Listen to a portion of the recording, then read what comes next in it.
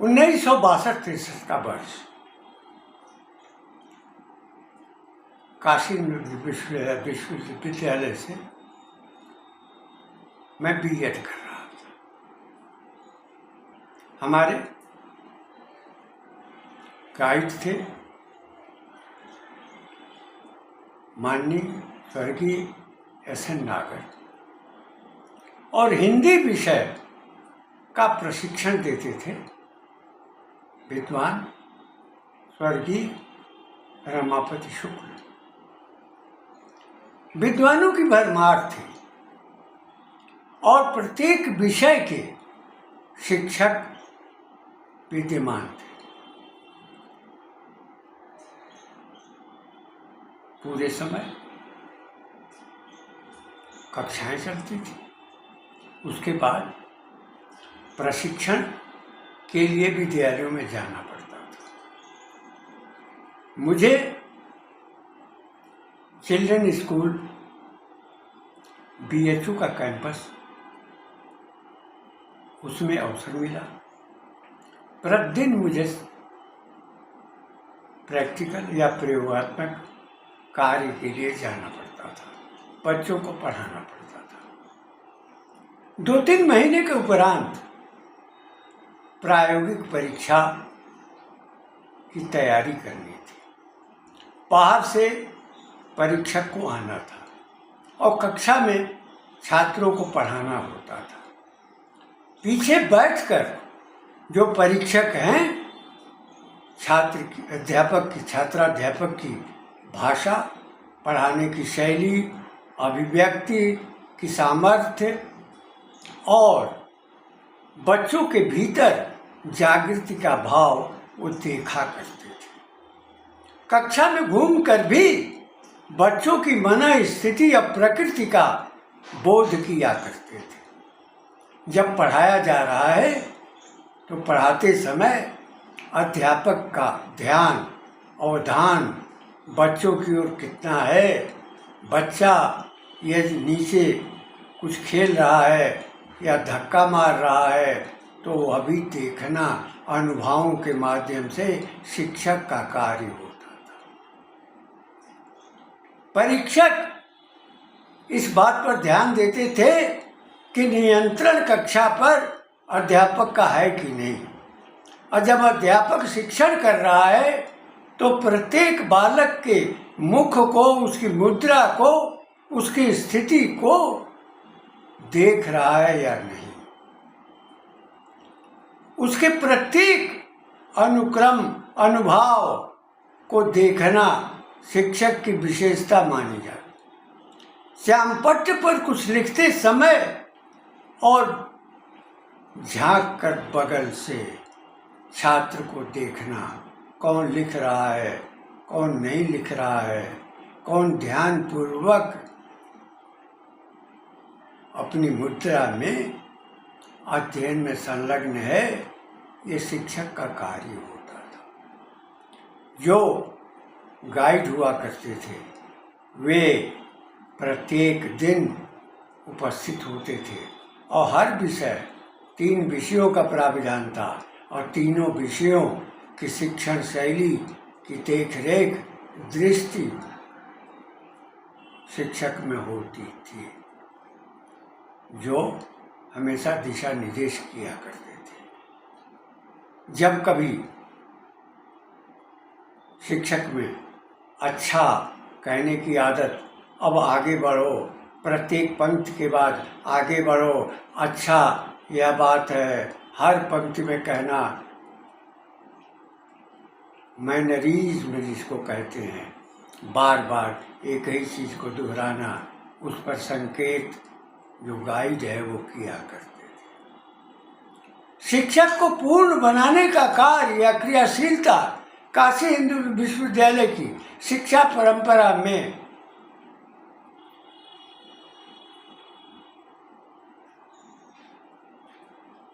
प्रभुता से थी, प्रवीणता से थी। जब परीक्षा का अवसर आया, प्रायोगिक परीक्षा का, तो मुझे भी हिंदी का पाठ करना था और विषय पढ़ाना था। हमने कविता का चयन किया। श्रद्धेय स्वर्गीय पंडित रमापति शुक्ल जी जो हिंदी के विद्वान थे, उनसे हमने आग्रह किया कि ये 4 कविताएं हैं और उनमें से किसे मैं पढ़ाऊं। हमको उन्होंने एक कविता बता दी और कहा कि इस पर अभ्यास करो, पढ़ाओ। ये बात ध्यान में रखना कि कविता पढ़ते समय और पढ़ाते समय एक वाक्य का बोध छात्रों को होना चाहिए और भावना के स्तर पर समूची कक्षा एकात्म भाव से शिक्षण में प्रवीण रहे। और यह ध्यान शिक्षक को देना होगा कि सबसे निचले भाग में जो छात्र बैठे हैं, उनकी मन स्थिति, उनके अनुभव, उनके हाव भाव, आँख का, मुख का, मुद्रा का, हाथ का, पैर का, वो भी पहचान लेना चाहिए, क्योंकि उससे यह प्रतीत होगा कि शिक्षक में पूरी तरह जागरूकता है और छात्र के भीतर सब कुछ उड़ेल देने की वह शक्ति रखता है। हमने कविता पढ़ाना प्रारंभ किया। पहले प्रस्तावना बनाई और कविता का पूरा पाठ किया। छात्र निमग्न थे, एक दृष्टि में थे, एक मुद्रा में थे और वो हमारी ओर देख रहे थे। कविता तो मुझे पूरी याद नहीं है, कुछ अंश याद है, लेकिन कविता की कथ्य वस्तु मैं आपके सामने लंबे कालखंड के बाद प्रस्तुत कर रहा हूं। एक हरलाल था और एक मदल्ली था। एक युवती थी, उसका नाम इजावती था। जो हरलाल है वो इजावती के प्रेम में पागल सा हो गया था। जो मदल्ली है वह मोटी बुद्धि का था, लेकिन दबाव से काम करता था। जो इजावती थी वह हरलाल से वो अधिक चाहती थी, लेकिन वह मदल्ली की उपेक्षा नहीं कर सकती थी। दोनों ही विशेष शिक्षा के लिए विदेश जा चुके थे, वहाँ के संस्कार में पल चुके थे, सीख चुके थे। व्यवहार, सामाजिक स्थिति, सामाजिक चेतना के वे जानकार थे। एक दिन ऐसा अवसर आया कि हरलाल से उसकी प्रेमिका ने कहा कि अगर तुम हमसे विवाह करना चाहते हो, तुम अपने पास रखना चाहते हो, तो एक शर्त है, तुम अपनी माँ का कलेजा काट करके हमारे सामने ले आओ, तुम्हारी परीक्षा हो जाएगी, और अगर ला दिए तो तुम परीक्षा में उत्तीर्ण होगे। हरलाल के मन में प्रेम का भाव था, इजावती की चाह थी, वो उसको पसंद करता था, लेकिन इजावती हरलाल के स्वभाव से अभिज्ञ होते हुए भी उसको पसंद नहीं करती थी। परीक्षाएं हमेशा लोगों के व्यक्तित्व का परीक्षण करती है। जो मदल्ली था वो घमंडी था। घमंडी स्वभाव के नाते इजावली को कतई पसंद नहीं था, लेकिन दबंग था, अध्ययनशील था, ज्ञानी था, लेकिन हरलाल के भीतर लुबकाहट थी। वह चारदीवारी भी लांघ जाता था, पकड़ा भी जाता था, लेकिन जो बेहयाई का अवसर होता है, असर होता है, वो सदैव वहाँ बना। हरलाल अपने घर गया। जिस माँ ने उसका पालन किया, उसका नाम पृथ्वी था, उसने उसको पटक दिया और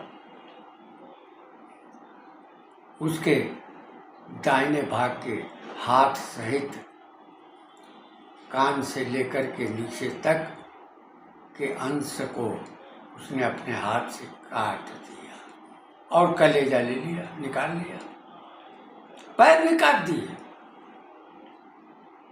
काट करके वह जा रहा था। इसी बीच में मदल्ली भी दिखाई पड़ गया, लेकिन उससे बचकर वह भागने लगा, दौड़ने लगा, ऐरावती के पास जाने लगा तो ठोकर लग गई और ठोकर से वह गिर गया। जमीन पर जब गिरा तो जो हाथ में उसके कलेजा था, उसकी माँ का, उससे आवाज निकली। वो आवाज थी, खुश रहो लाल। माँ का स्वभाव कटे हुए कलेजे से, उस कटे हुए कलेजे से स्वर निकला था, खुश रहो लाल। उस कटे हुए कलेजे से स्वर निकला था, खुश रहो लाल। सारे बच्चों की आंखों में आंसू थे। परीक्षक महोदय की आंखों से आंसू निकल रहे थे। हमारी भी आंखें पूरी तरह गीली हो गई थी। पूरी कक्षा निमग्न थी। शिक्षण, परीक्षण, अभिव्यक्ति का स्वरूप सार्थक हुआ। मुझे आनंद आया। आपको कैसा लगा? आप कहाँ देख सकते हैं? स्वतंत्र हैं, किसी पर भी लागू हो सकता है, भारत माता पर भी लागू हो सकता है। कौन हरलाल है और कौन मदाली है और कौन इडाविन है और माँ कौन है, ये भी आप समझ सकते हैं।